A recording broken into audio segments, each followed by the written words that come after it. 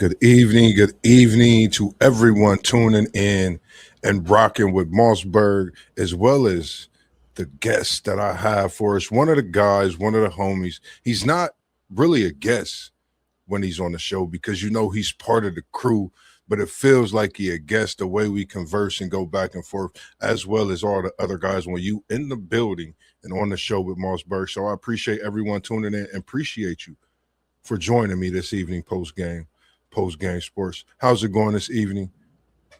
Ready for what Yeah, is Wednesday? yeah, man. I appreciate as always you having me up on here, man. It's real fun to talk about the topics you have in store for the good people on YouTube and all across the world. I appreciate you having me, brother. It is all good. I'm excited to get it popping with you. What's good with you? Yes, sir, man. It's appreciated, man. And I didn't mean to have the late applause, but it's like you got to hit that round of applause once you finish because the mic just still be checking itself, man. And shout out to you for what you do because even though I'm busy on my work days, I can't wait till Thursdays for your show to come and drop. And I'm looking forward to that as well tomorrow. And we are back with another episode of What If Wednesday. And I think we're at part three. This is What If Wednesday, part three. If we want to know for those who are just tuning in, maybe for the first time of this What If series. And this week, we have quite a slew of topics. And again, before I get into that, I want to thank everyone for tuning in this evening and want to give a shout out to WTP for Life, Unc, who we call him, One Take Zay, City League TV, SEC Shine, Parlay Poe of Blissburg. I'm gonna take my hat off, just a tad bit, but I can't wait to see you, to hug you, dap you up. Go Blue to me is a blue bud. Your boys got a national championship in basketball after a few years of football, man. Excellence, excellence, excellence. And between both of those programs posts, which is crazy. I know we on What If, but I'm gonna talk my talk when it comes to, respecting the university and saying what I say, because two sports, and in those two seasons, one was undefeated, and I believe one only lost three. That's something special when you think about it in the sports world. And you talking blue, that's Go Blue of Michigan Wolverines. So shout out to both teams of the undefeated national championship football, the national championship basketball team. And yes, we gonna get it going soon with that discussion of greatest college basketball team of the respective university. And we're going to come at Go Blue as well. And again, we appreciate everyone tuning in this evening with MossBurgh and post game for What If Wednesday, part three. And we see Parlay Poe in the building. What's going on, Parlay Poe? And we appreciate you tuning in as well. And we have Micaiah. Can you say, ooh, woo? Yes, indeed. If that's the way you wanted it, there you go. And we are going to get started this evening post game. Any thoughts before we get in? Because my ankles is biting based on the topic and the players that we got coming in. As many ankles that they didn't nabbed in their careers respectively. But we also got a big man, and we'll get to that. Anything you want to say to the people before we get into these topics tonight on this What If part three this evening? No, it's a great show you put together because it's like, you know, being a guy who grew up, late '90s, mid '90s, early 2000s, glued to the TV watching basketball. It's always fun to think about, an alternative universe where, Allen Iverson wins a championship, C. Webb wins the championship, Charles Barkley Sir. wins the championship, players like that who never won one, but had a profound impact on the game of basketball. So it's always exciting to discuss stuff like that, man. Yes, sir. Yes, sir. And we not gonna hold the people. We not gonna hold the people. And every time somebody give me a question, I'll come through with an answer. And the first one is the answer himself. That is, what if And this is part three, ladies and gentlemen. You got to go back and you got to check part one. You got to check part two. You got to just go back and check everything that we've been doing. And that says check it. I can't forget about check it or respect it. That comes on Thursdays, and go back and check all those. But what if Allen Iverson won a title in 2001, the lone time that he got there with that a massive Philadelphia squad? What's your thoughts on this post game? What if AI got him a chip, and that was a big chip, 2001? Well, first of all, I would have been absolutely crushed that whole entire summer, bro, because I grew up as a huge Laker fan. I I gotta start with this, man, before I get into AI. That year, the Lakers, that probably was the best team I've seen outside of the Chicago Bulls. But that playoff run that the Lakers were on that year, that was the most devastating, the most dominant postseason run I still have ever seen in my life. Yeah. Uh, man, I don't even know what people in the chat talking about, but let me stay focused here, man. Um, the way they swept the San Antonio Spurs that year, the way they swept the Sacramento Kings this year, made Yeah. easy work of the Trailblazers. That Laker team was an absolute juggernaut. And outside of Scottie Pippen and Michael Jordan, Shaq and Kobe, greatest duo of all time. So respect to that team. But had Not Allen Iverson, go not ahead. to not to cut you off. I like the fact that you were speaking on what you were speaking on the Lakers post. We gonna come right back to this.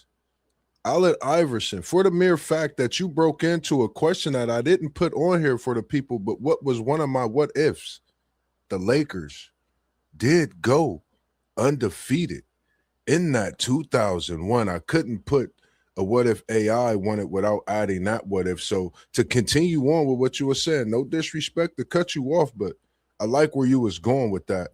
Lakers talking that 2001. Continue on, sir. I love it. Yeah, man, just a dominant performance. It's like, man, they couldn't miss like during that playoff run. Like they just couldn't do any wrong, man. You had Shaq and Kobe, Rick Fox, Robert Ory. Man, hey, get this dude out the chat, man. I don't even Disorder 71. Get his ass out of here, man. Nobody got time for that.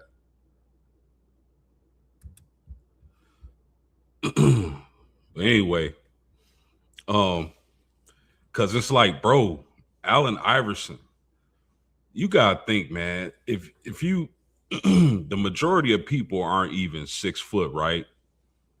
So Allen Iverson had like the youth, he had the culture on chokehold, like his influence, man, his influence, like man, hey Moss, you gotta get these people out the chat, bro. You gotta get these some weirdos in the chat. You gotta get them out of here, brother. These some straight weirdos. I banned dude, but anyway, I don't know how people have time to do stuff like that. But anyway, you here for good sports content, and that's what it's gonna be. Y'all can keep all that weird stuff. I don't know. Go to another channel with that weird stuff. But anyway, like Allen Iverson's influence on the culture, and like you gotta think, most people playing basketball aren't over 6 foot. I know Allen Iverson is rated. They say he's 6 foot. I have a hard time believing he was even 6 foot, bro.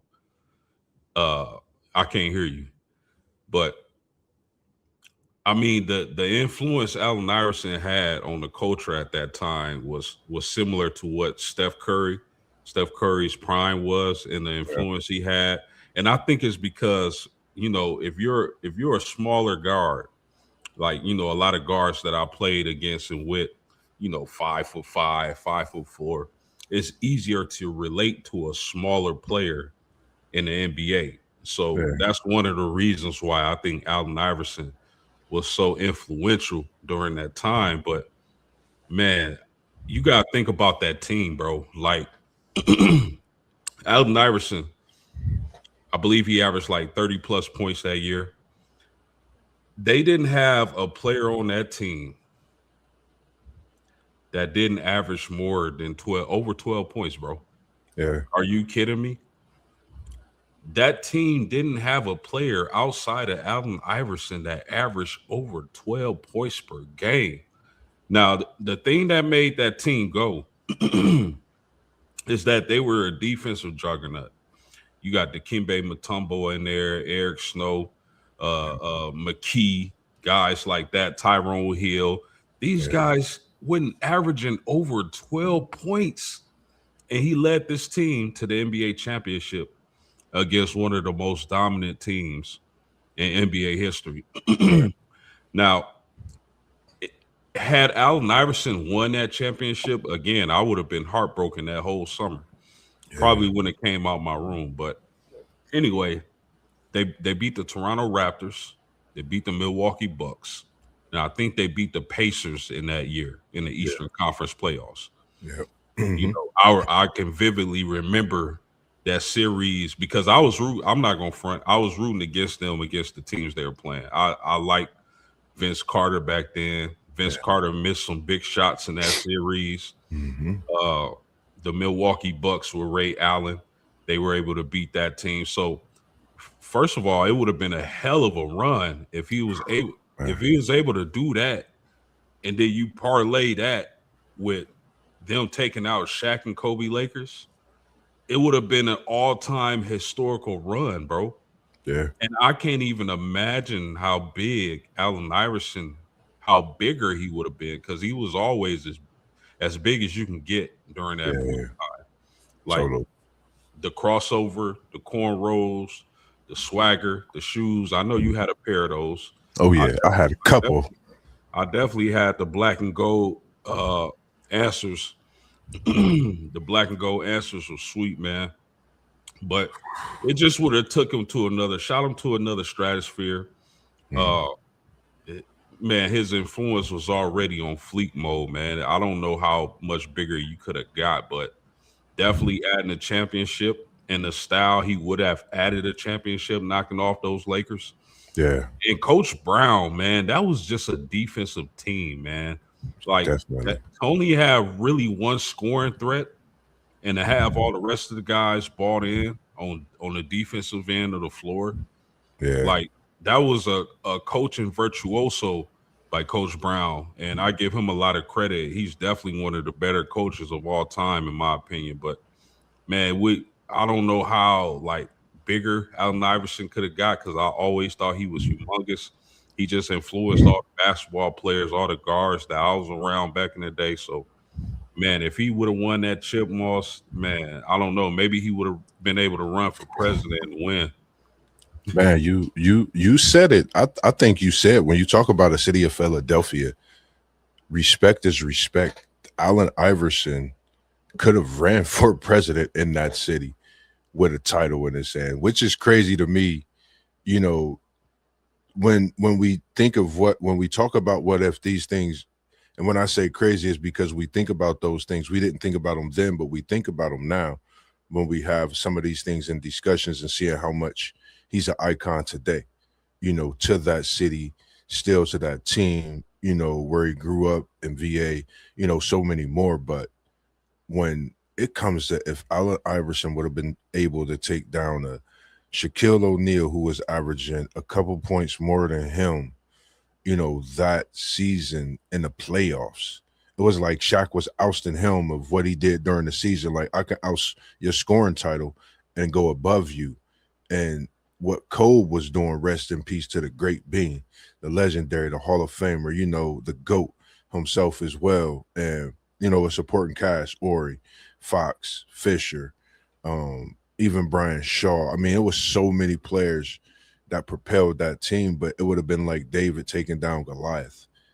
And they mentioned that many times in that first game. And I think for me, the difference maker was Allen Iverson being 6'7", as they say, for me in that game one that they won.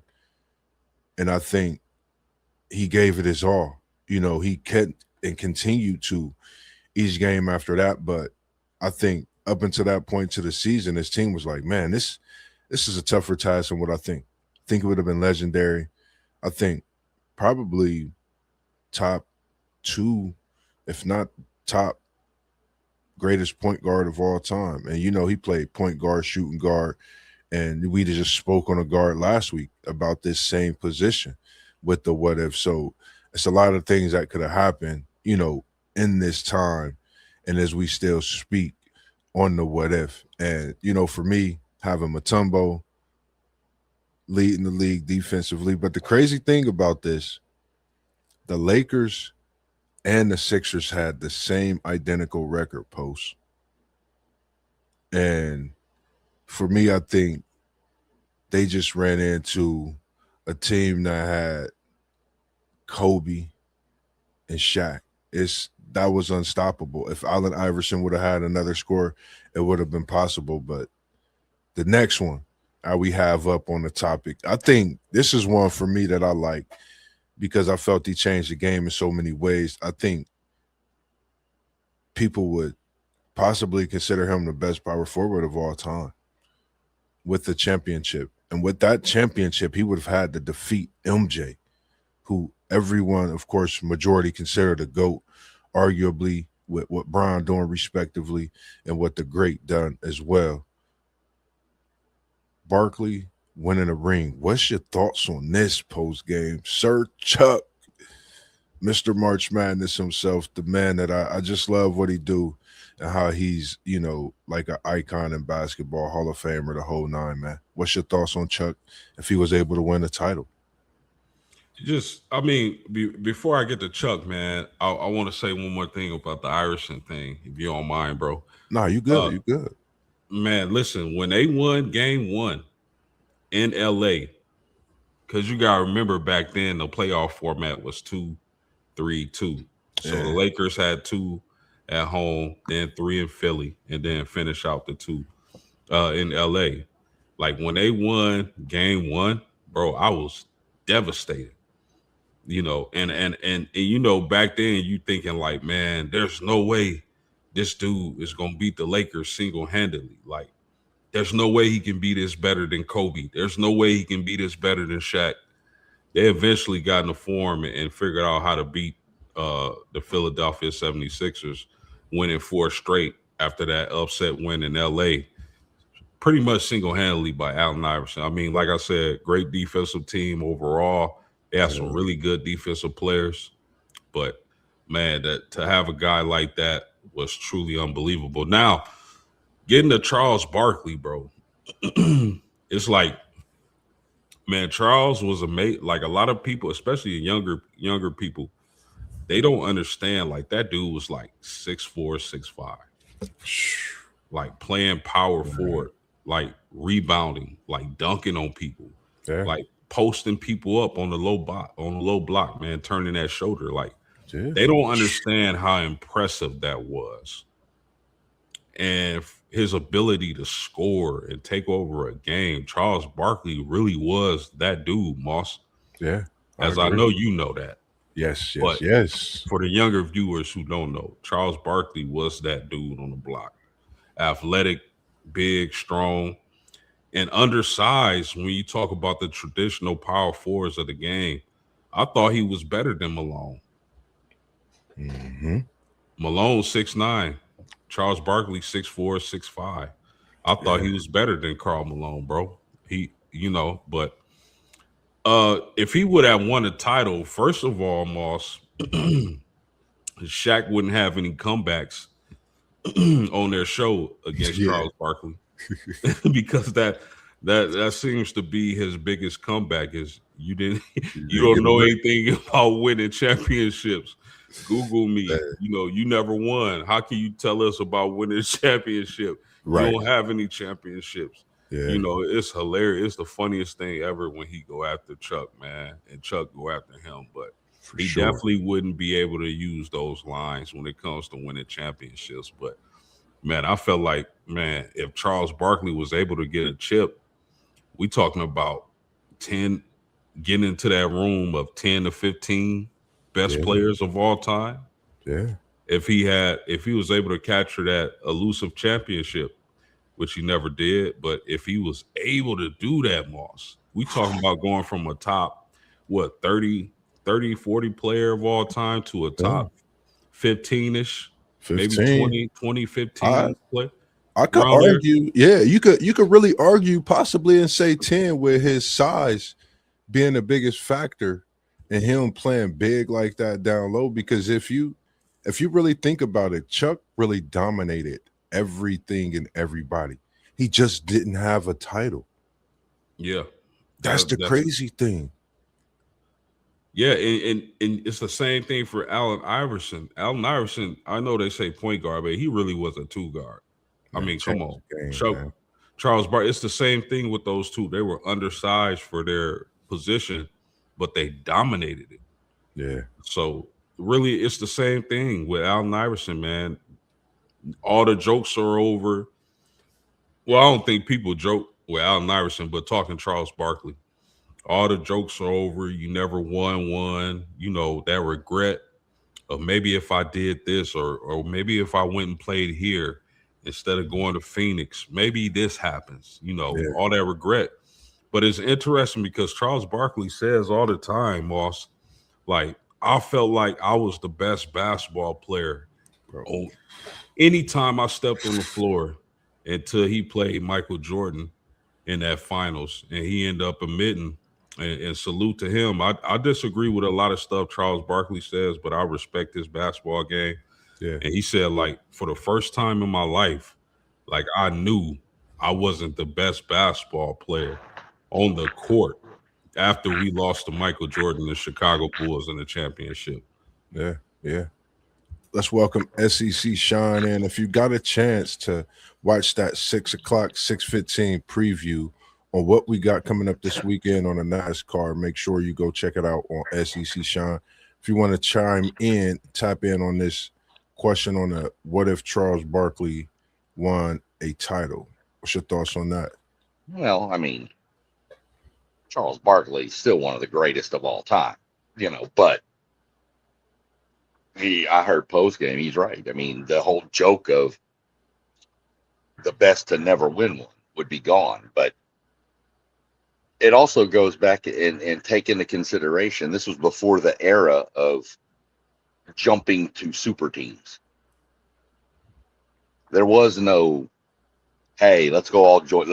He didn't call up Mike and be like, hey, let's go join up with Scotty and come join us in Chicago. There was no super teams back then. He was the Superman on his team, Yeah, and each team had one to an extent. Some were just better than others. So, you give Charles credit. Yeah, I mean, it'd have been neat for him to win a title, but he was still considered one of the best players to ever play this game. And, take into consideration that he was always told he was too short to play in the NBA. His body style wouldn't allow it. And yet he was one of the most fiercest rebounders there was. agree. Anything else that you would like to add to this one post game before we get out of here? I just, for me, I think he definitely would be up there. I love Chuck's game. I just think from, me really looking at it over the years, I never really watched his documentary. So I think about a month ago, I watched his documentary and really watched, his growth, from him being a young man, all the way up and people, you know, asking him so many different questions to where he's just himself. He's just going out here playing a game that he loved. And he was just, like he said, a big old teddy bear. Everybody thought he was something more than what he was. He just was a natural, guy trying to hold his own on that basketball court, knowing what he was going against him. So I respectively, say Chuck is definitely up there with the greatest. You played against Mike, in a dueling series. You went head to head with Shaq, many years, even though you didn't get a title. You're talking about one of those guys out of that era where Jordan kind of, weaned himself and expanded and resurged into MJ, the GOAT we know. I think Barkley was the one to where everybody really feared outside of MJ in that era. Yeah, I agree, man. I mean, y'all both said it all. And what up, SEC Sean? Good to have you on, man. As always. Yes, I sir. mean, y'all said it all, man. I mean, Charles Barkley was awesome, man. And a lot of the younger people don't know. They have no clue how good. They just think he's some analyst that be talking crazy.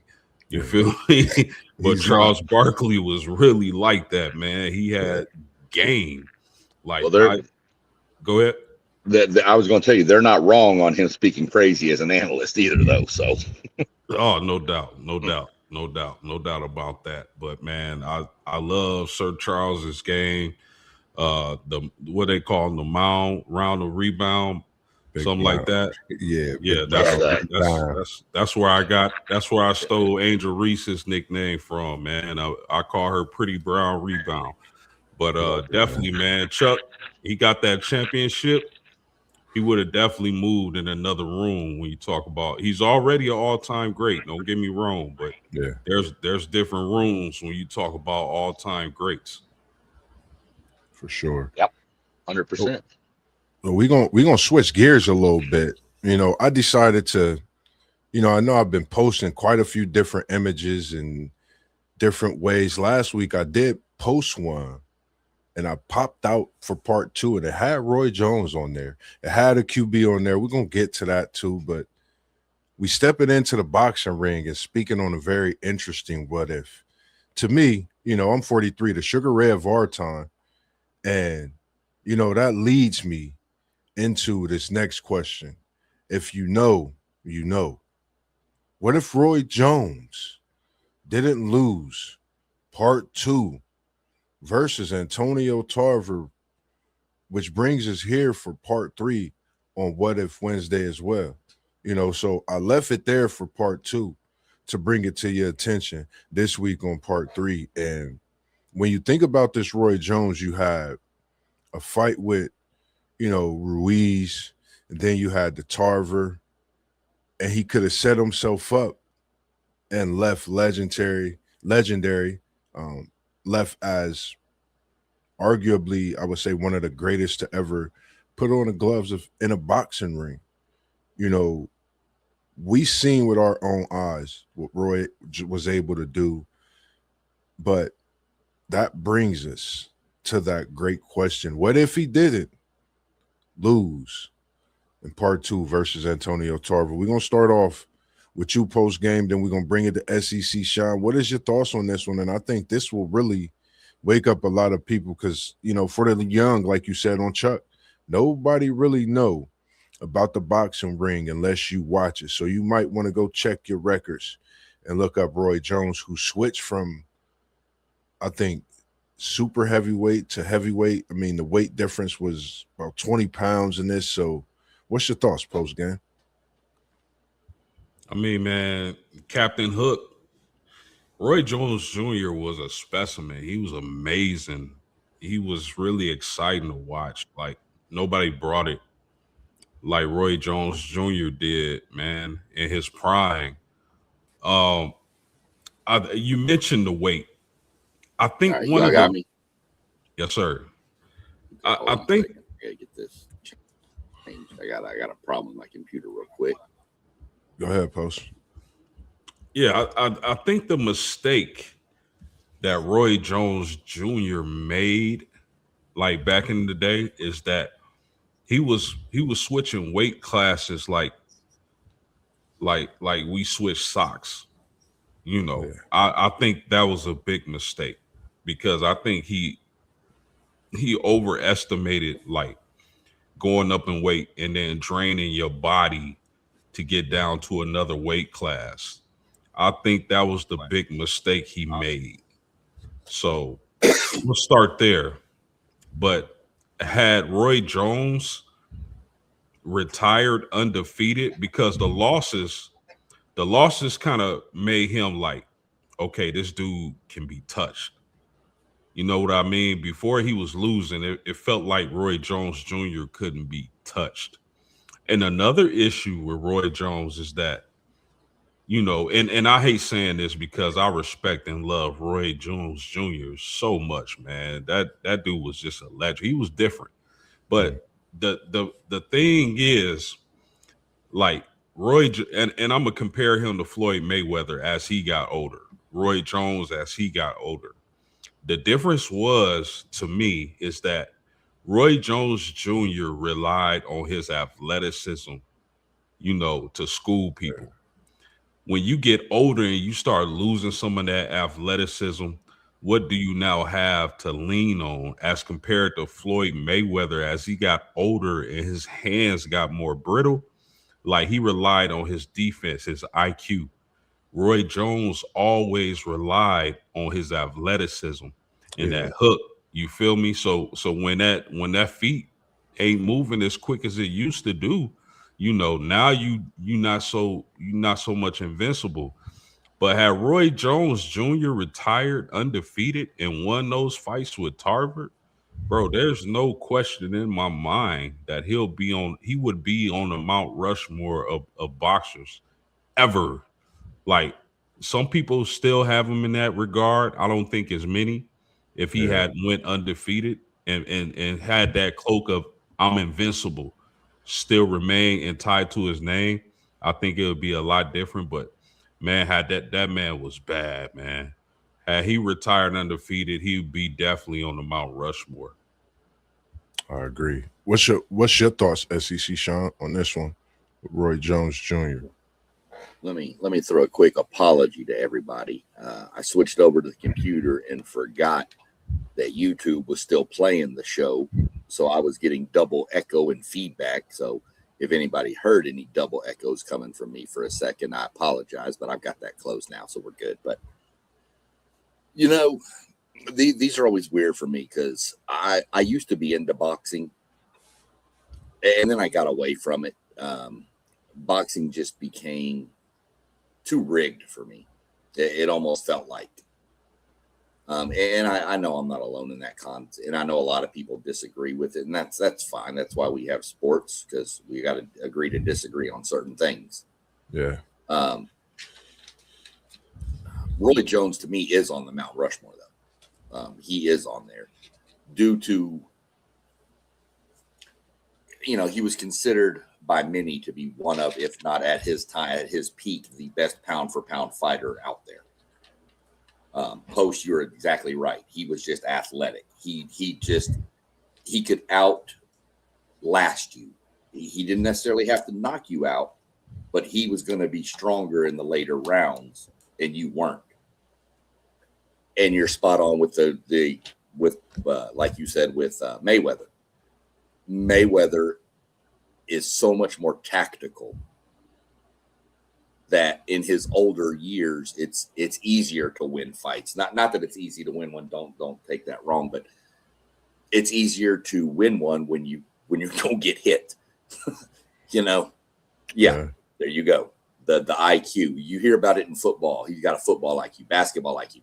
He has a boxing IQ that is probably unmatched of anything we've seen. Had Roy Jones, the losses, I mean, I get it, the loss to Tarver and stuff, but to me, back then, if I'm not mistaken, and correct me, but I think I'm right on this, he was the boxer from the U.S. that was pretty much stripped of the medal because they gave it to some other South Korean or something.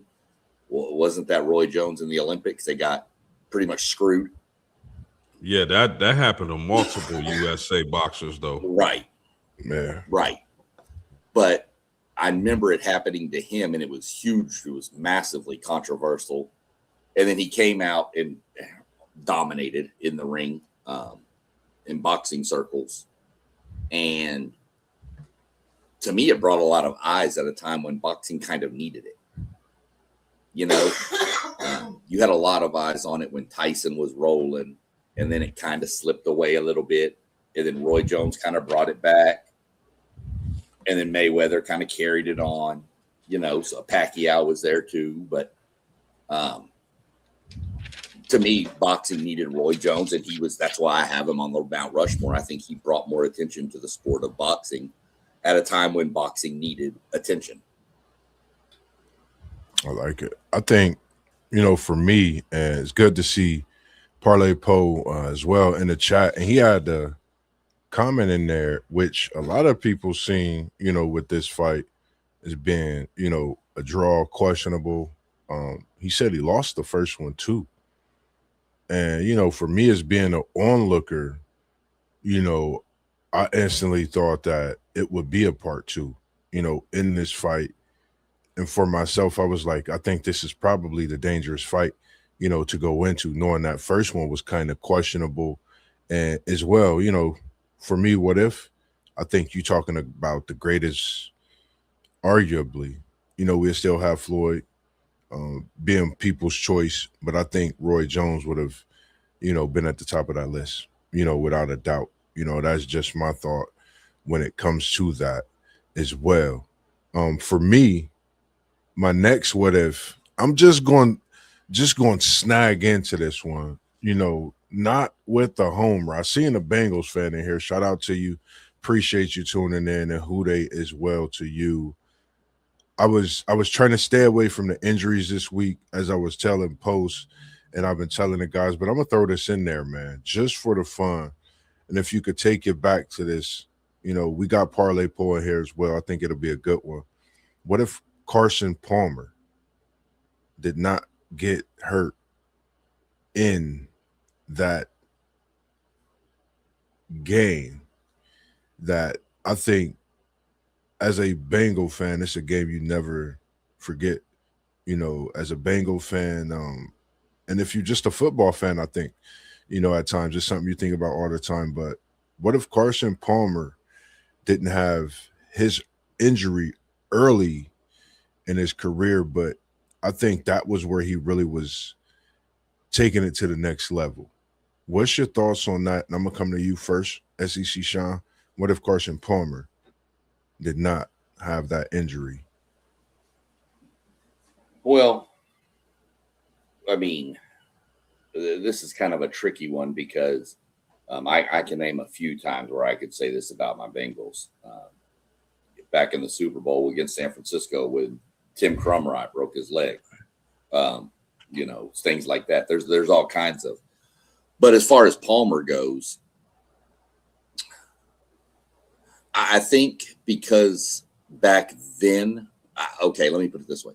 If that injury happened today, if he came out and he was in the draft this year, whatever, and that injury happens, he's in a much better place due to the medical science and technology we have nowadays.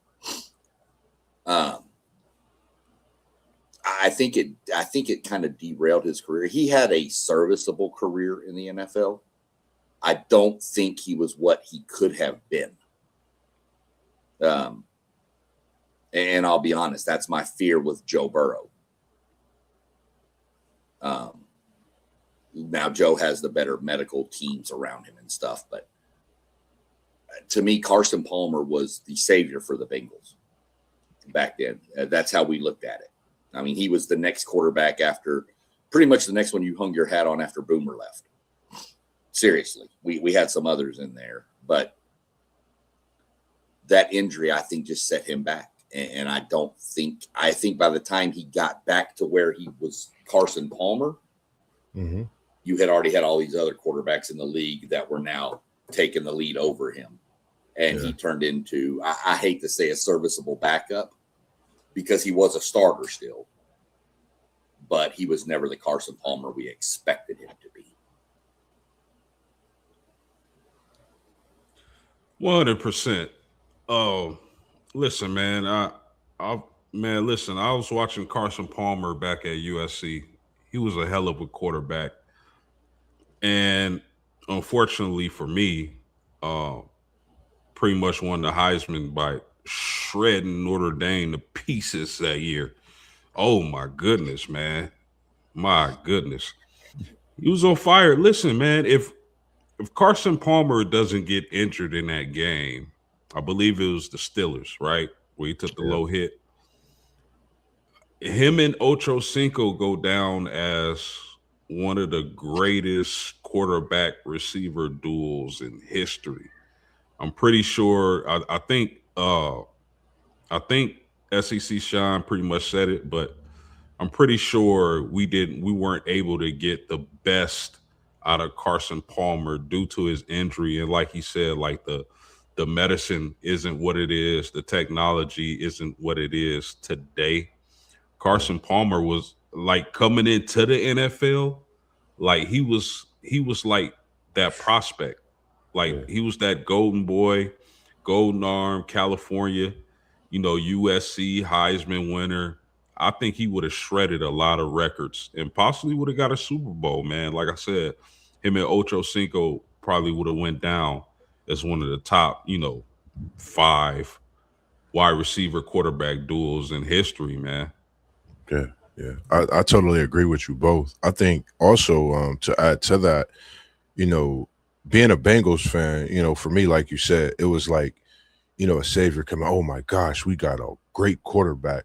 Not seeing a quarterback in a Bengals uniform since a Boomer Esiason. Really being back there and you feel that could lead your team. For me, it was devastating. I cried. I cried real tears. Not just as a fan, just watching it happen to him as a player, knowing that, he got to go home and live life, as well. But for me, like you said, Ocho, Carson, probably one of the best duos we'll ever see. The possibility of Cincinnati having a Super Bowl and that curse being gone, which I'm looking forward to this year. But one thing that I love about this, for if we think about it, USC and their quarterbacks, it seemed like Carson Palmer came out. And if you see the quarterbacks after Carson Palmer, it seemed like USC has been a university that's getting quarterbacks in the NFL, along with other universities, but they seem to have these quarterbacks with those, arms that, has some skill. We see what Sam Darnold has done. And in his time at USC, guess whom they compare him to? Carson Palmer. Earlier in his career, Carson Palmer. So, I think USC, you could look at them and say this is a factory. Just give these guys some time. We see the potential in them as well. And, unfortunate, as Parlay Post said, unfortunately, it's a lot of what ifs like this very serviceable QB. We appreciate you tuning in this evening, Parlay Post. And once again, if you got any comments on Go Blue, please leave them in the comments and give the flowers to Parlay Poe and his Go Blue squad, who, when I say they put on the show for the NCAA World this season, they put on the show, and you got to respect that.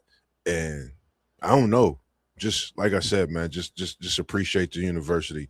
And not to mention, I'm glad you in here, Parlay Poe, because y'all got a Frozen Four that's tipping off tonight at about probably right about now. What was that? 8:30. So shout out to your Go Blue Michigan Wolverines in that Frozen Final Four, the Frozen Four as they call it, man. Shout out to what they're doing.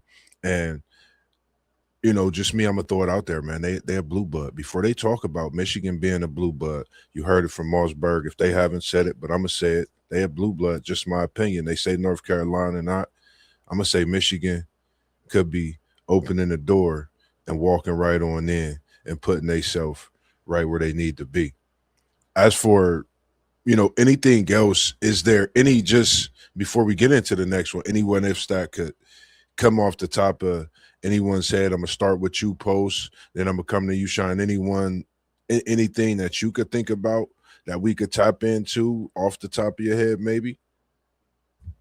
Yeah. I mean, we can go all night with what ifs, bro. We can stream to about 5 a.m. on the what ifs alone, dog. Yes, sir. Uh but I mean, one for me would be, what would have happened if Peyton Manning never had the neck injury? Like, and stayed with the Colts. Like, how would his career would have ended? I know he went to Denver and you know they were really successful. I mean, he still got the passing touchdown record to this day from that team. I believe it was his second year that he set that record, but he had a heck of a receiving core there, and he was just on fire. Like with the injury, you saw him, like you saw his arm talent like decrease, plummet a little bit, but he was so intelligent as a quarterback that he was able to lead them to a Super Bowl. Now, I'm not taking away from that defense because that defense all time, but for your quarterback to essentially not be able to pass downfield and only have his mind to really lead that offense, like I still think that was incredible. I know his stats fell off, but during that Super Bowl run, but man, for to have a quarterback that intelligent, you know, that was an amazing feat. But what if he never got the neck injury and stayed in Indianapolis? That's a great one to think about. Definitely. I like Well, that. so Go ahead, throw SEC another Sean. one, Indianapolis. What if Andrew Luck just doesn't up and retire? Ooh. Yeah. I mean, be real. I mean, Y'all getting in there tonight. does I Indy love it. win more Super? You know, I mean, come on. I mean, he was. I know he had dealt with some injuries and stuff, but he was still technically in the prime, and he just walked away. So I mean, there's another. What if just for your Colts? That's just one team. Yeah, I mean, we could do. Go ahead. That's a dynasty for you. You talking about just respectively? You talking about the passing of the torch right here? You talking about the passing of the torch in an organization in that time where knowing what Brady was doing in NFL. I see your questions coming in. I appreciate you, brother Barnley. We're gonna get to that as well post game because that's why I had that FSU logo. And we going from part 2 and bringing it in to part 3 as you've seen the Roy Jones, you've seen the Carson Palmer. And I appreciate this. And as I was getting back to it, the dynasty, because you have a Peyton Manning in an era where they thought Brady was the greatest. And one time during that streak, and I still felt that I like Peyton Manning because of what he was able to do. And post game, being the coach, being in that backyard, bending air in South Bend, knowing what they were going through, that would have been special. It would have been a torch passed on to, I would say, Manning pushing Luck to continue on what was built, you know, and having Luck in that short career, I think we would have seen something special. And then you talking about how Brady had just those years in New England. You talking about, I mean, a century and some in Indy that could be going on, and even passing it to Daniel Jones. And we see how he could really be in this coach organization, you know, with what they have. And could you give the hats off to that organization and what they do as well? Not to interrupt, but I mean, it just, that's some great what ifs that you guys brought up. I love those and I appreciate it as well. Well, here's the thing: you got to think of like the butterfly effect. Like if Peyton stays, the Colts probably don't get Luck. But to SEC Sean's point, like if Luck doesn't see the thing with Luck is that during his tenure, we had a terrible, horrible GM. Mm-hmm. Just terrible. I mean, they were letting Andrew Luck take beatings, and he still was putting up numbers and performing, still making comebacks and leading us to victory. I believe, or under this regime, and rest in peace to Mr. Irsay. We know his daughter has taken over, but Irsay's last few years on Earth, man, where we had a different GM, like. And we still were able to have Andrew Luck, a healthy Andrew Luck. I think the Colts would have did it eventually. Yeah, I agree. And we appreciate it. Like I said, our brother Bonley, we're going to come back to, he said Joe Burrow already holds, and I'm coming right back to you, Parlay Poe, holds records for the most playoff wins, quarterback wins, over, you know, Ken Anderson, Boomer Esiason, 5 playoff careers combined on their end. And I agree, man. I can't wait. And brother Bondi, if you could send an email to what you see at the bottom, Joe Moss 1001. I would love to have you on for my Bengals season preview this season as we kick off our season talks, which will be coming up soon, and indulge it. And we had Parlay Poe in the chat with us, and he's been in here the whole time, and we appreciate it. And he's been talking at Go Blue. I thought he was going to type it in the chat, and he said, what if Charlie Ward played b-ball instead of football instead of basketball? I apologize. What if Charlie Ward played football instead of basketball? What's your thoughts on this one? I'm gonna come to you first, SEC Sean. What's your thoughts on this one? On this one, this is a toss-up. I mean, Charlie Ward was dynamic at both of these. Quick little story about Charlie Ward. I actually had dinner with Charlie Ward at a Golden Corral in College Station, Texas. Shout out Golden Corral. Y'all can sponsor us if you want. Yes, sir. Yes, sir. It wasn't just me. We were parent and code. We had a 7-on-7 football team for our high school. We were at the state tournament in College Station, and so was the team he coached. And one of the coaches on our team with us was Todd Scott, former NFL safety from the Minnesota Vikings. Mm-hmm. And he knew Charlie Ward. And so we sat there and timed it up with Charlie Ward. And while our players were recruiting his quarterback to come transfer to our high school, his quarterback named De'Eric King. So that's a little quick story on Charlie Ward. But oh yeah, Charlie Ward was dynamic as of an athlete, as we had numerous of them back in that day. Bo Jackson, Dion, Charlie, numerous two-sport athletes that you just don't see anymore. I honestly think Charlie could have been sensational in football. I think Charlie chose basketball more for the non-injury aspect, if that's fair to say. You get into the NFL, I don't think Charlie wanted to be getting hit by 260-pound linebackers running 4.4s at him. I don't really think that was in Charlie Ward's. He was okay. He was okay driving the lane and having Bill Lambier knock him to the ground or something, but he wasn't real keen on, like a Lawrence Taylor type just taking his head off. So I think he chose the path of least resistance. But I think he could have been dynamic at it, either one. He was a phenomenal athlete. Yeah.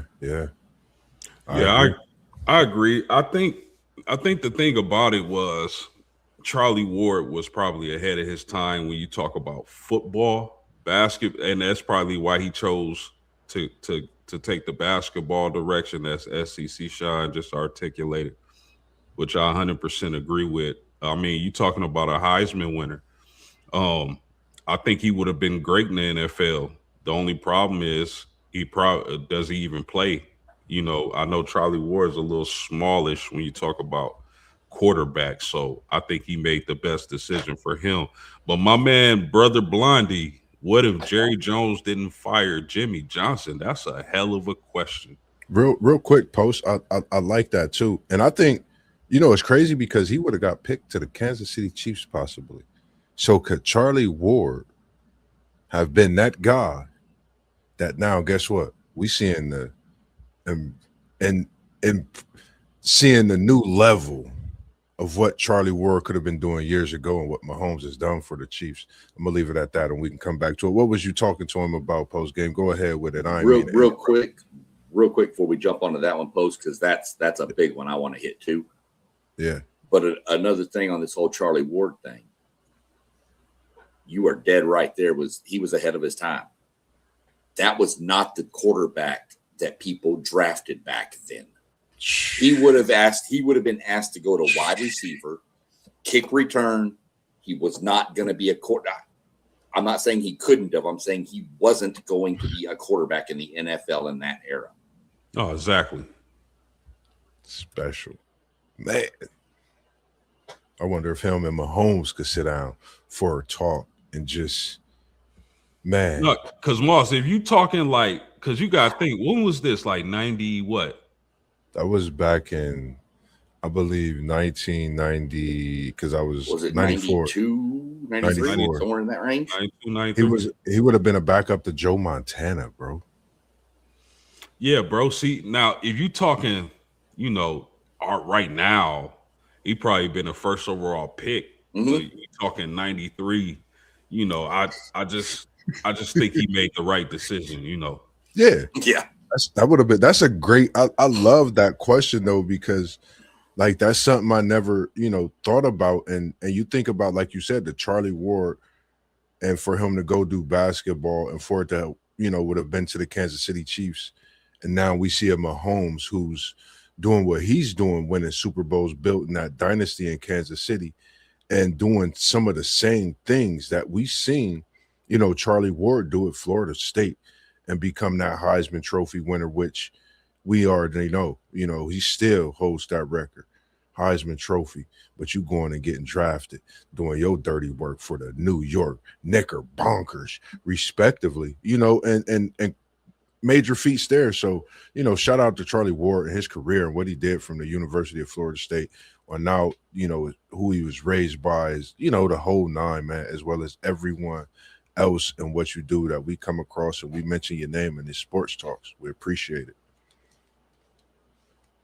As you you could go ahead and handle this one, Post. I seen you in there rapping with Brother Blondie, and we appreciate you tuning in this evening, Brother Blondie, with your great comments and this great question that the guys will tap into. What's your thoughts? You could go ahead on this one, Post game. No, because it's like I know of quite a few Dallas Cowboy fans, and one thing they always talk about is that they got some disdain for Jerry Jones on how he handled the Jimmy Johnson situation. Like maybe it was some jealousy. They didn't want him bigger than Jerry, little petty stuff like that. But man, if they keep Jerry Jones, because I believe they won one after Jerry Jones, right? Yeah. But had they kept Jerry Jones, Jimmy Johnson, man, could they have went like multiple more years in a row in the Super Bowl? Because the team was intact, man. They had an overwhelming offensive line. Of course, Emmitt Smith, Michael Irvin, Troy Aikman. Those guys are just legendary players. Now I know that what's my man name? Michael Irvin, suffered the devastating injury or whatever. But man, I just like Jimmy Johnson. I believe he would have kept that organization in the Super Bowl conversation for years to come. That's a hell of a question, my man. Yeah. What's your thoughts on this one, SEC Shine? This is America's team. And this is, I think this something special, crazy. Being from the great state of Texas. Yeah. Back then you were, well, even before you had one of two options. You were a Cowboy fan or an Oilers fan.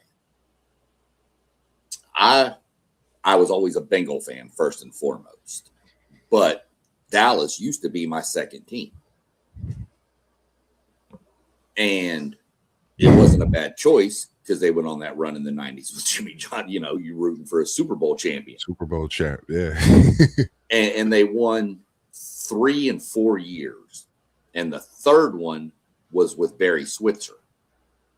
Now, I could have coached that team.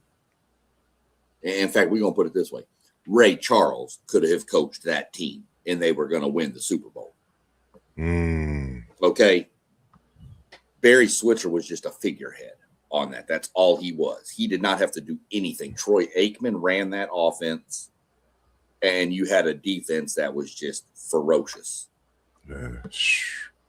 So I can tell you, I flipped, and I became a Texans fan and left the Cowboys alone when Jerry Jones did that, because that showed me that you're either Jerry Jones or you're nobody in his mind. The Cowboys were garbage when Jerry Jones bought them. he brings in Jimmy Johnson. They make this trade with the Vikings. Shout out to the stupidity of the Vikings. But it revamped that whole roster. And then within 2-3 years, they were in the Super Bowl winning them. And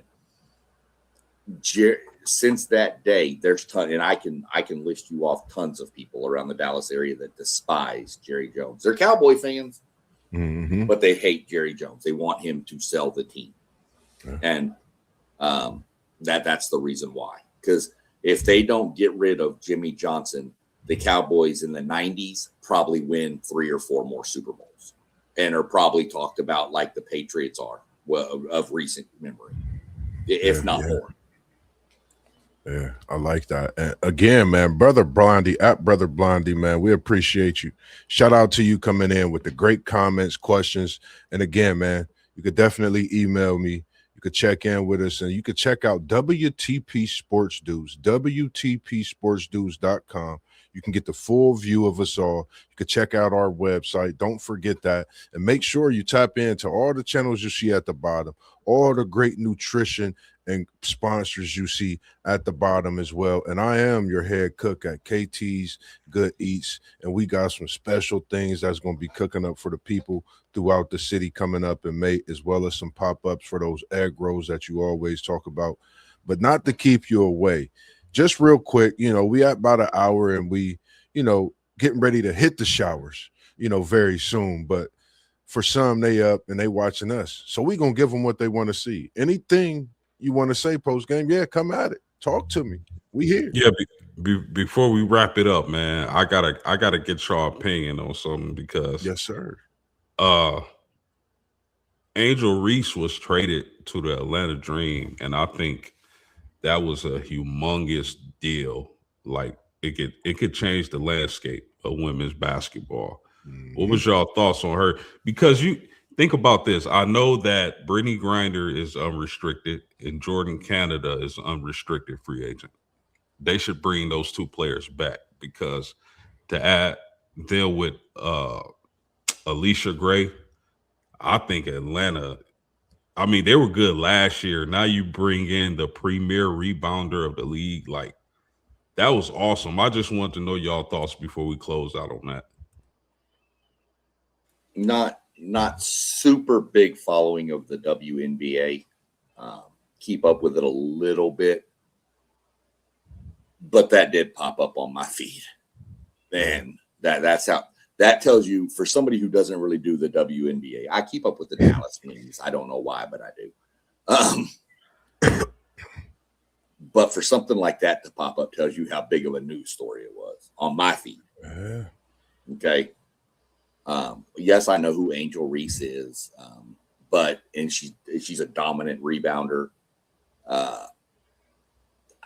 I was trying to come up with a comparison to make for what it would be like in the NBA, and I can't, because you would never. It's not quite Luka Doncic to the Lakers, but it's in that zip code of that kind of trade for the WNBA. Players like that aren't traded normally. Right. So that's why I put it in that zip code of Luka to the Lakers, just because it's weird that something like that happened. So that would be my take on it. Yeah, I mean, good for Atlanta. So we'll see where it goes from there. But yeah, it was pretty shocking when I saw that pop up. That's pretty much my take on it. When you're done with your take, I got one what if I want to see y'all's thoughts on. For me, mine, I actually thought it was probably one of the best things that happened. I don't know if a lot of people really, lock into it. And like you said, SEC Shine, you don't watch it as much. I think with it coming up as a notification, I think you was maybe thinking like, I might have to watch the WNBA draft to see what this could have possibly landed into. Her teammate Flaugier is coming to the NBA. That is WNBA respectively, my bad. But I think this pairs them 2 together in Atlanta. Atlanta's in the top 10 for picks. I think Flaugier and Angel, I think they back together in the WNBA. And I think this is something that's been waiting to happen. I think Atlanta in the East, with Indiana in the East, Caitlin Clark is back, Angel Reese in the same conference. You talking about the WNBA draft kicking off here in a couple weeks. We gonna be locked in. I'm tuned in. I'm taking a day off. I'm checking my schedule because this is for me, I think, very big for her career. I think this is one of those moves where you get with the right organization. Nothing against anything and where she was at. I think it's about where players are fitting for what they do, their culture, their self, and who they are. I think all of these things fit perfectly. Atlanta, the music scene. Guess what, Flaugier? You and Angel Reese about to drop a video draft night. I don't know. I'm just speaking it too. It could be possible. But I think this could pave the way for some things like that to happen. And first thing I thought about was them playing together in Atlanta. Bro, they cooking with grease now. I mean, think about it. Tahina Pow, Ryan Howard, Alicia Gray, which I mentioned. Bro, they cooking with grease. And they got the money. And between them, New York, you can never count out New York with Stewie. You know, we know what the fever gonna be, you know, right there with anybody. So I mean, but real quick, I know SEC Sean want to cook, but this dude, brother Blondie, man, just dropped another nuke in the chat, man. The Lakers and Sparks are still the only teams to win both the NBA and WNBA titles in the same seasons back to back. Get out my book. Get out my book, brother Blondie. I was bringing it to you next week. Let's tap into it this week. Let's get it. I think that's diabolical. I think what you want to say, SEC Sean post game, because y'all Laker fans, I think that's still, I think a lot of people don't really even talk about it. That's why I actually had it on the docket. You know what else is crazy about that? It's that the Lakers had Shaq, and Sparks had Lisa Leslie. Yep. So they both had two dominant centers at the time. Yeah. Yep. And if you think about it from the guard standpoint, who did Lisa Leslie have at the guard standpoint with her at that time? You know what I mean? So it's just wow. Yeah, I mean you had them do it. Houston was close. Houston, the Rockets won it, 94, 95? Yeah. I mean, if you go back and think, the Rockets won it 94, 95. And then the now coming back Houston Comets went on a four-peat, 97, 98, 99, 2000. So the city of Houston actually won 6 titles in a row in basketball across different, classifications. But the Comets are coming back though. I know the city of Houston's excited about that. They've been wanting the Comets back for a long time. Yeah, if it's up to me, they never would have went anywhere, man. Right. That was the original dynasty of the WNBA.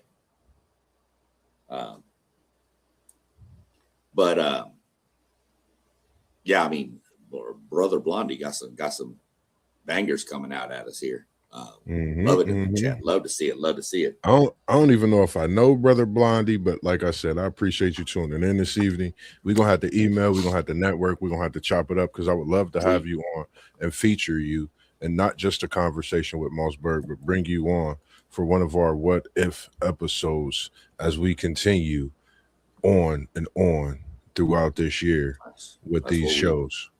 Yeah, brother Blondie, somebody we don't know. Right. Make sure you subscribe, my brother. Yeah, wherever channel you watching this at. Let's subscribe to them all. That's Jam is what he says. Okay. That is our encyclopedia Jam in the building, ladies and gentlemen. I do apologize. We normally see Jam's face at brother Blondie, and I'm gonna make sure because he actually have his own YouTube channel, and we also should subscribe to his because when I say that encyclopedia is open and that book never closes, He's hitting you with gems each and every time a conversation. Jam, we got to have you on for what if one of these episodes. And again, man, we appreciate you coming in with these great thoughts and dropping these gems and jewels and another great show on this Wednesday evening. Hey, Moss. Yes, sir. Hey, did Rod come out of nowhere, dog? Came out of nowhere in the building, and that is Unc in the building. And when I say he is enjoying his vacation, hopefully you got your feet kicked up right now, Unc, just enjoying. But it's good to see the CEO of WTP Sports Deuce, the man that put us all together and giving us the platform to do what we do best. And again, man, we appreciate it. And we just getting started. We just getting started. And I think everybody know what we mean when we say that, when I say that. I love what we do, man. And SEC Shine, not to keep the people waiting, we coming right at you. What is that? What if that you got for us this evening? Crack it open. Little bit off the chain here. I'm not going to go into my NASCAR realm because nobody would really have a what if on it. But we're going to go into baseball. And a few years back, there was a player had all the tools. The next 5-tool superstar was on his way. Got injured in minor leagues, was drafted number 1 overall, got injured in the minor leagues, got hooked on drugs, got suspended forever from baseball, indefinite ban. Worked his way back, came back, and put on one of the best home run derby in Yankee Stadium, and it was Josh Hamilton. The kid was built different. What if he never gets sidetracked? How are we talking about him as one of the greatest of all times if he doesn't get sidetracked? Easily, in my opinion. My bad, Post. Go back. Rewind. If I could rewind the chat, SEC Sean, can you come in with that again, please, sir? Because that right there, I think you just dropped another explosion with that one. The number 1 overall pick for the Tampa Bay Devil Rays back then was drafted number 1 overall. And actually, if you want to know, drafted overall in the 2nd round, number 1 was Carl Crawford. Josh Hamilton came out of North Carolina with everything: speed, power, arm. He had it all. Hit for power, hit for average, run, throw, play defense. He was in NASCAR world, there's a guy named Joey Logano. And when he was 16, people called him the next best thing since sliced bread. That became his nickname. Josh Hamilton was above sliced bread. This kid was going to, I believe, break most records in baseball and got sidetracked on drugs when he got injured. My question would be, if he doesn't ever get sidetracked, is he one of the, are we talking about him like we talk about a Barry Bonds, like we talk about a Mickey Mantle, a Babe Ruth? Is he in that category? Post, I know you said yes a minute ago. I'm 100% with you. I think he's breaking numerous records. I don't think it's close. I gotta agree with you on this one. I mean, I remember that story vividly, man. Like, I remember being friends with a lot of baseball guys. I'm a Yankee fan. I love my Yankees. I really tune in when it comes to postseason. But I remember that era with Hamilton, and as you was telling the story, like, I knew who you was talking about, but I forgot the name. And then you said the name, and I was like, "Oh my goodness, that dude right there would have been legendary." I definitely agree that he would have went down as one of the greats, because you saw how good he was after the aftermath of all that. Yeah. He still was a good player. Yeah. But you talking about if he was able to avoid, the situation that derailed him, if he was able to stay in, on that straight and narrow path, I'm talking about, Alex Rodriguez. I think he would have been better than A-Rod. I really do. Speed, power, everything. That I do remember. I don't know as much as baseball as other sports, I know my Yankees though. I know the Sandman, Mariano Rivera. Yeah. But I remember the Josh Hamilton situation, and I definitely agree with that. You know, it's something you mentioned that because I felt like Post, I was trying to figure out where you was going, and when you said it, I just my eyes lit up because I remember that home run derby, man. Like I remember Yankee Stadium. I mean, you talking about again, man, someone that was ahead of their time, man. Like if Josh Hamilton could have just blessed baseball with, man, this was a great one. This was a great one, SEC Sean, because you're talking about, like you said, post game legendary. I think we still, the fact that we talking about him in this whatever shows how great he was. And when you seeing the slugger, I thought about Babe Ruth, Mickey Mantle. You doing this in the Bronx, slugging at bat. You think of these guys. You don't think about nobody else when he's batting the ball. You forget it's Hamilton with the first name Josh. So, you know, for me, this is, I think you're talking about a legend. I think you're talking about someone that's just above and beyond baseball before we, you know, officially seen some of these balk sluggers and what we see today. Josh Hamilton was him. Great one. And Unc said, go ahead. I saw that. I was going to hit on that in a second, but as a Rangers fan, which I know that's going to tick off your Unc over there, being an Astros fan, and I'm a Rangers fan, it seems like he just hates every team I like. Man, on the opposite side of the fence. And that's fine. That's wwhatever. I mean, somebody's got to be right and somebody's got to be wrong. I hate that you're wrong, Rob, but it's cool.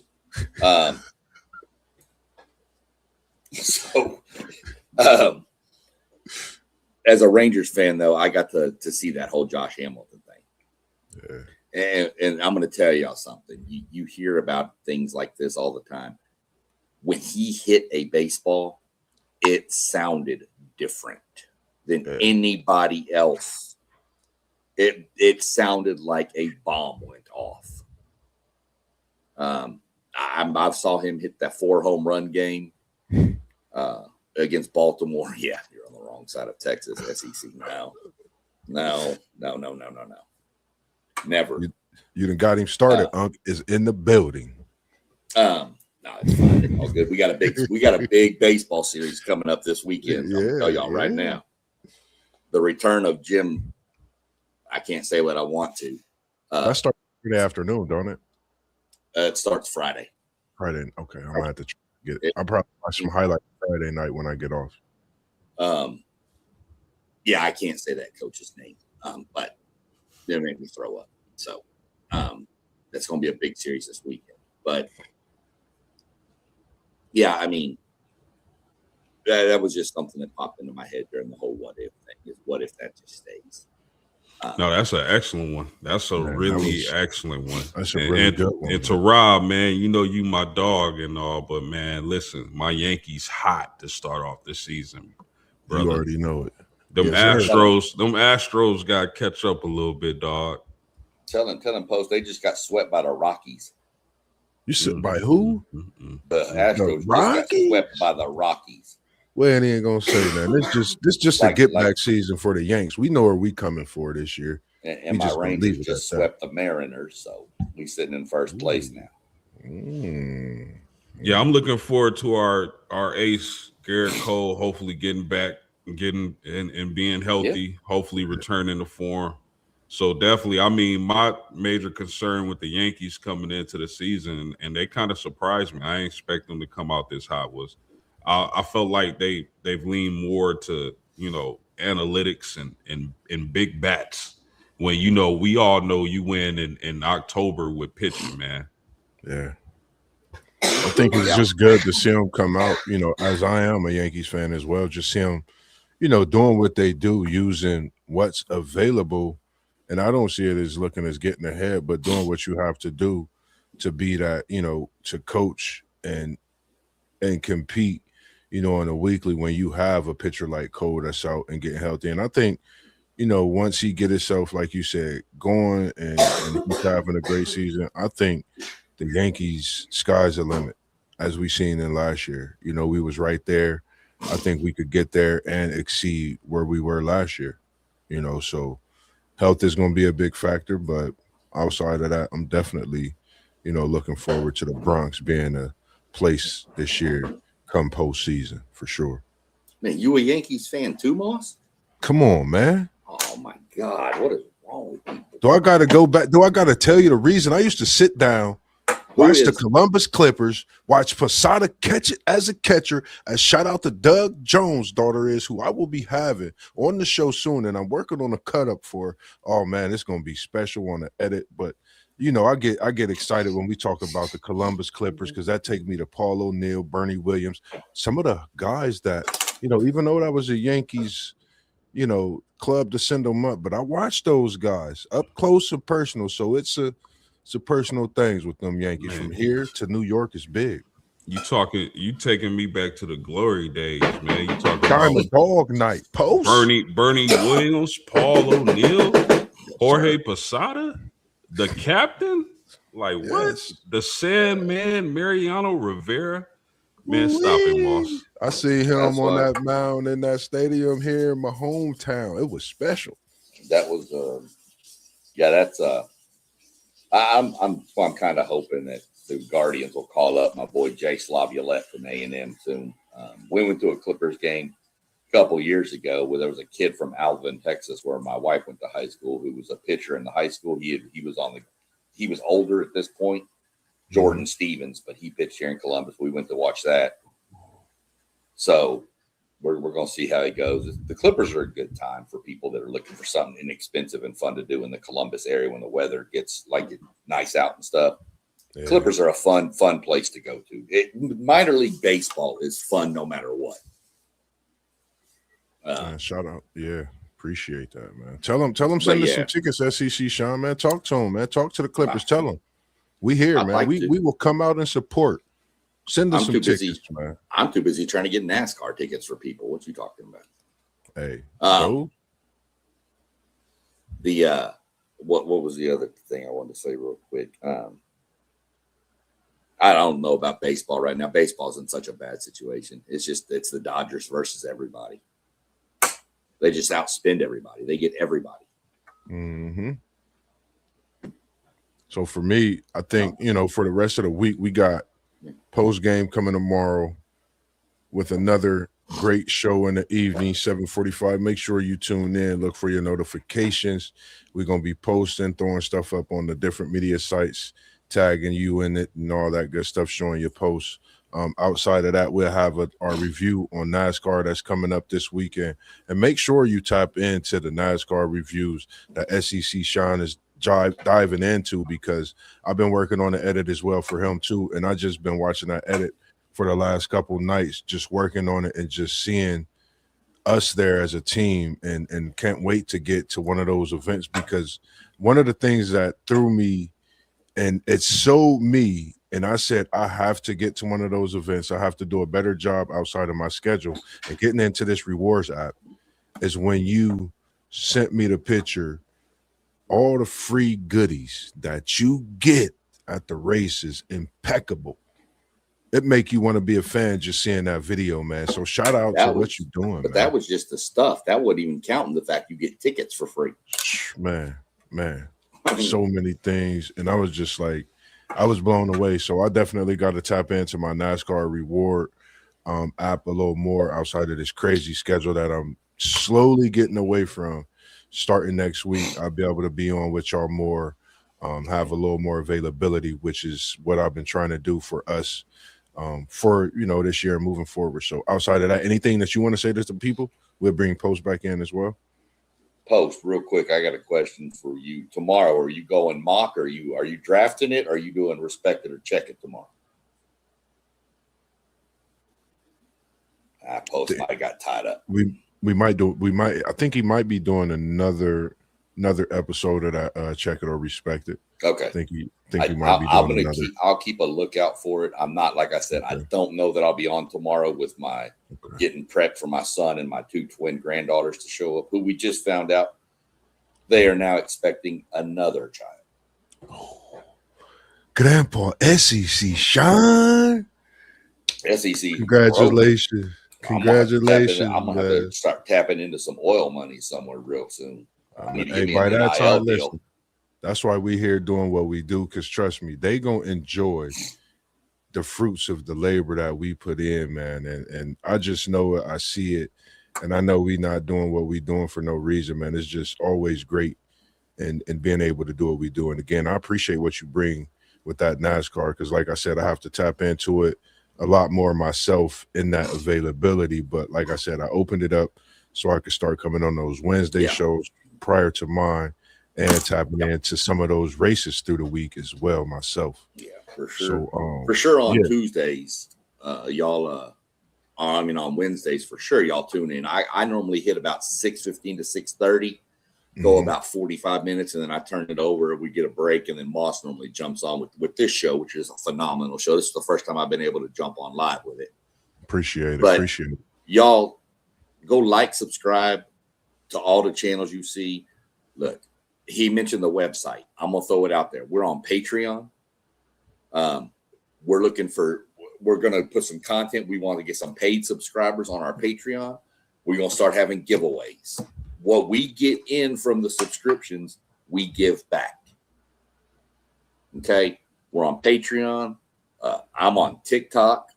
I'm on Instagram. I'm on YouTube. I'm on Patreon myself. Moss is got Instagram, TikTok, YouTube. I don't know what else you got going, but we're trying to get out to as many people as we can. And look, it's not all about money for us. It's not what it's about. We love sports. We love chopping it up. Anything that comes from it, we will give back to the people who support us. So, yes, sir. Yes, sir. Like I said, I got $25 worth. If I can get $25 on my Patreon, I'm going to send somebody a piece of sheet metal signed by the Wood Brothers race team. It's that easy. So, y'all follow, like, subscribe, hit the notification bell to all of us. Tune in when you can. Drop comments, even if it's after the show. We have comments. You can leave them after the show's over. Leave your comments. We'll respond to them. Somebody will. If I see it, I'll respond. Moss, somebody will respond to it. So other than that, I'll quit my rant about trying to join us and get some subscribers. No, you good. As we always do, man. Next week, I don't know, man. I might change it up and come at you with a what if part 4. But just know MossBurgh gonna be knocking at your door. The notification's gonna come to you post game. I'm coming at you. Did you have anything else you wanted to say to the people before we get up out of here, out of the building this evening, as we continue to do what we do best? No, just a great show, gentlemen, man. I appreciate y'all. I love to chop it up with y'all. Make sure y'all like, share, subscribe. It helps us out tremendously, and we appreciate y'all support. Yes, and don't forget, tomorrow night, 7:45, man, we bringing y'all another one. We got Respect It or Check It. Make sure y'all tune in, man. Yes, sir. Check it. Respect it. You heard him, SEC Sean. It's another one. Part 5. Is that part 4? Part 5 coming tomorrow? Post game is alive with it. So make sure you tune in 7:45 tomorrow evening. Tap into all the channels. I'm your host, MossBurgh of Level Up Sports 10. As SEC Sean said, I'm on all your platforms, Level Up Sports 10. Tap in with me. Go check out the edits. Go like, go subscribe to everything. Patreon, Spotify, every channel you see at the bottom. And come out when you see that KT Good Eats post, because it's your boy MossBurgh cooking up. And as WTP, man, Unc, we appreciate what you do for us. We out this evening. We came in the building, the City League TV said. And now we out. And always, as we do, peace. Y'all have a great evening, and we appreciate you all tuning in.